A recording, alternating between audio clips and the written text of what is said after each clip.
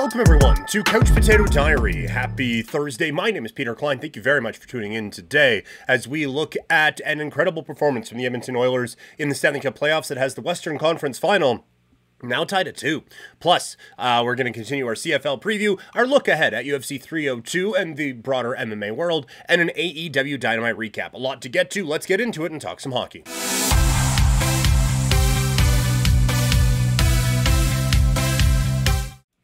What an impressive performance from the Edmonton Oilers in Game 4 of their Western Conference Final last night against the Dallas Stars. It was a showing that, quite frankly, I didn't know if Edmonton could have against this Stars team. I do think Dallas is the better team, but for 50 minutes of this hockey game, it sure didn't feel like it. The Oilers were in complete control for a lot of it, and it was really, really impressive. And to do it after coming off of back-to-back goals by Dallas is just so impressive. And I think the biggest thing for me coming out of this is Leon Draisaitl showed up in this game. He put on one of his best showings of the series, and honestly, one of his better showings of the playoffs. When they started the game and he was out there with Fogle and Perry, I scoffed. I was like, man, they have just decided this guy is cooked, and we'll just get the most that we can out of him. Maybe you have to pay attention to it, and it's a bit of a smokescreen, but they think this dude is done.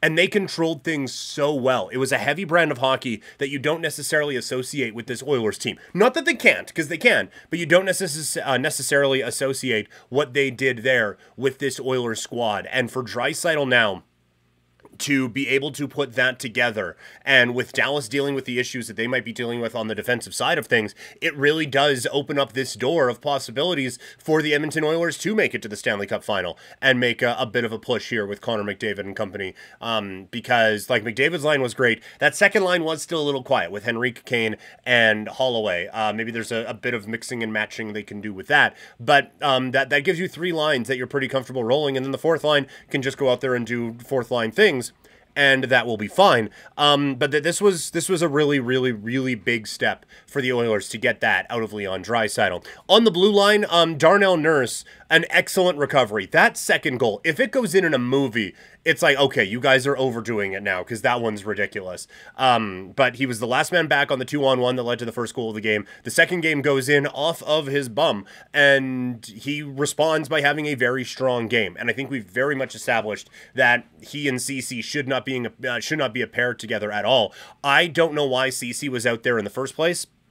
To put in Broberg over Desharnais was instead of CC, I thought was quite a miss from this Edmonton side, but like obviously it worked out.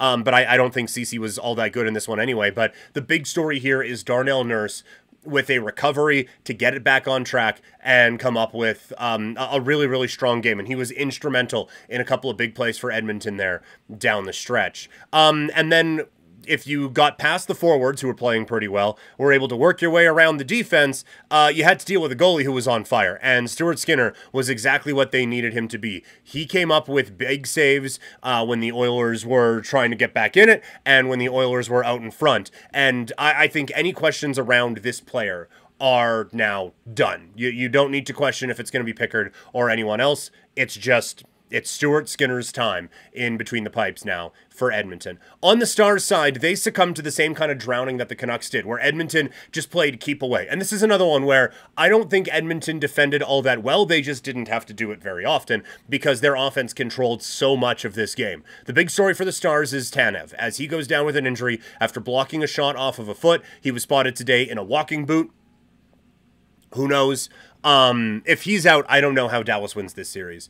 I think that they have severe limitations when they are going to have to defend now 3 lines that Edmonton's going to feel comfortable with, and you probably just ignore the Henrique one and just focus on Draisaitl and McDavid and try to go from there. But you're really doing it with like 1 pair that you're super comfortable with in that spot. It's asking a lot out of Harley and a lot out of Lindell, quite frankly, to get this thing rolling. Hakanpää doesn't sound like he's coming back for a bit. So now that depth that we talked about on Dallas's side does get tested. The kids did all right in this game. Robertson gets a good chance early on. Johnson gets the goal early, but I thought when they were trying to get it back on track, they just simply couldn't, and that was a problem for them. Need more jump in Game 5, but overall, this has been a really, really fun series. All right, let's shift gears now and talk CFL as our preview of the 2024 CFL season continues. Today, we are looking at players on the hot seat.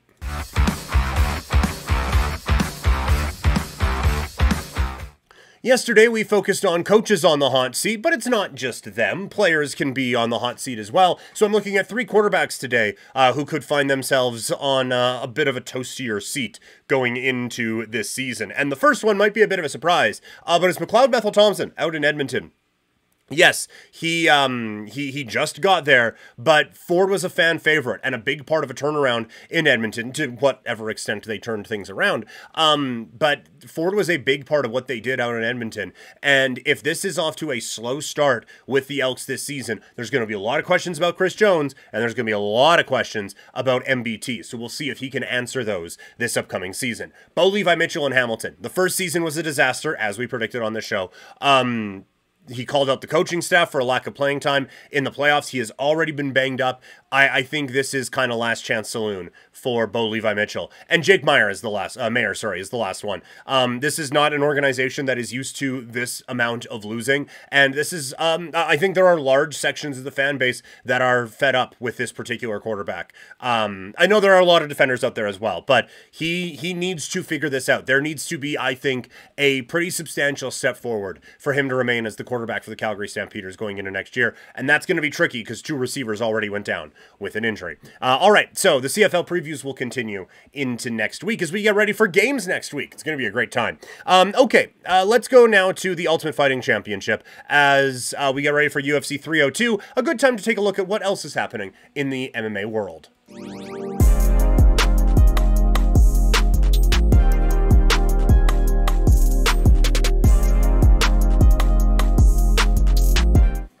So the big news, I didn't accumulate everything here because I thought one kind of stood out from the rest, and that is Nick Diaz is back as he goes up against Vicente Luque in Abu Dhabi.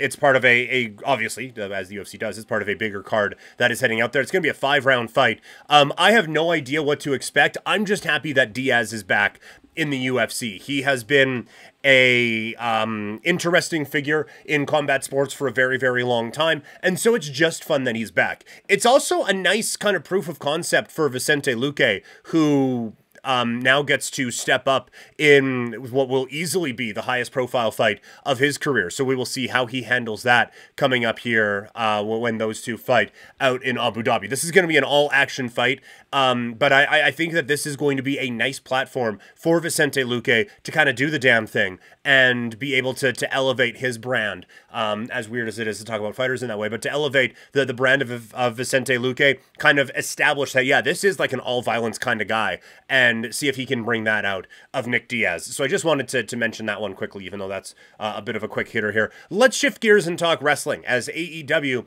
is heading towards their Forbidden Door after Double or Nothing in Vegas. So we are now on the road to Forbidden Door, and we have an intriguing match at the end of it, as Will Ospreay will go up against Swerve Strickland for the AEW World Championship. I think this match is going to be incredible. Like, these are two of the top performers in the world right now going head-to-head. This is going to be an incredible wrestling match. I also like that they're not married to the idea of New Japan against CMLL. This is kind of like when WWE did Survivor Series, and it was teams of 5 strive to survive. And then they realized, you know, we can do a couple of these and still have like a main event at the end of it. With like Hulk Hogan against Undertaker or something like that. We don't need to be married to the concept the whole way through the fucking thing. And so I like that you're just like, that this isn't going to be Swerve against mid-card New Japan wrestler X. These are two of the best wrestlers in the world wrestling for what AEW would tell you is the top prize in the industry. And so I like this a lot. And I think that the start of it is fun. Like you get Swerve, who has a good match in the beginning of the show with Killshot, ends up cutting off a piece of his hair and keeping that as a memento, and kind of again reestablishing the badassery that is Swerve Strickland. And then you have Ospreay win this gauntlet that I think was a bit better set up this time. There was a bit more of an understanding from the announcers and from the crowd as to what to expect, and I think it's an interesting it's an interesting concept, the kind of sudden death nature of it all. So I think it's kind of fun. I have no idea where they're going to go with this match. It feels too early to end Swerve's title reign, and it feels too early to beat Ospreay in a big match for the first time. And so this is what AEW was so fun with initially, where you would have these amazing matches, and it's like, one of these guys is going to lose. And AEW did a great job with, we're not going to do fuck finishes, we're not going to mess around with anything, we are just going to have the best wrestlers in the world wrestle. Some will win, some will lose. Some are born to sing the blue. But no, there are stakes in this, and both of these guys, well, conventional wisdom, I guess, would suggest that, oh, well, you can't beat this guy, well, you can't beat this guy. Both these guys can afford a loss. They are that good. They will be able to be fine coming off of a defeat here. So it's really interesting. And I do think it is now on the creative of AEW to understand, like, okay, when one of these guys loses, you have to continue to build them up like a star. This can't be Ricky Starks or whatever. Not that Will Ospreay is Ricky Starks, but you know what I mean. We've had a few where it's been rise, done, as soon as we've kind of used you. To that end, Skye Blue interrupting Mercedes Moné. I thought it was weird. It felt like just well, let's just get it out of the way. There was no explanation for why she did it. There was no grander whatever. It was just, yeah, I attacked you. What of it? Let's have a match. And they had a match, and it was over in 7.5 minutes. And now that story just feels done. Like, it felt very much like, get in your way, and we'll go from there. But, like, it is too bad. I do like the development of Blue quite a bit. But a Stephanie Vacour match with Mercedes Moné is going to be a lot of fun. I am done with this version of Chris Jericho. I could be proven wrong. They might be able to bring the nose up on this one, but it has been so cringy and so bad. I think it's trying to be bad and ironic about how bad it's being, but it's being bad. Like, unless this is Bray Wyatt introducing The Fiend, where it's this happy-go-lucky TV character, and then eventually the dark side comes out and it's The Fiend and you have to run. I just, that this is awful television. It's really, really bad. And, like, I do think there's an interesting way to do this. I do think if you want to do, like, oh man, you guys know how much I love TV time, hey? Like, if you wanted him to just be over-the-top positive guy, you could have him be the Ayatollah of rock and rolla, and it will never, ever be the same again, and do all of his old shit, but do it in, like, a really smarmy way, in a way that he has kind of mocked before. Like, yeah, I don't want to be just doing all this shit just because I know it gets a pop. I want to be constantly reinventing myself. You could reinvent yourself by going back to the callbacks, but mocking people who do that. I think it would be really, really interesting. Trent and Orange Cassidy continues. I thought the segment was good. Orange Cassidy, where he rips it and then it's just like, no. Was quite funny and really entertaining, I thought. And but then Trent coming out after, it was such great production where you have Statlander and Stokely come out on the ramp and start cutting the promo, and then you cut it in the ring and Trent's just there like a TikTok transition. It was so well done. And now Trent going with the Don Callis family makes a lot more sense. I think we need to stop with the Ospreay stuff in that as well, and let's just really firmly establish what the Don Callis family is, because I feel like there is something there. It's just all this like, well, we're going to try to bring in this good guy and this good guy, but we have this bad guy. I think we need to establish now what this group is and what the foundation is and kind of build from there. The tie-in, like I said, with Statlander was good, and I thought her with Hathaway was really good tonight. The logic on the turn was a little annoying, like how dare she try to win a championship? Like that feels a little lazy almost, but it's an all right start for me. And then lastly, ladder match is going to be coming for the TNT Championship. Don't mind that at all. We didn't need another tournament.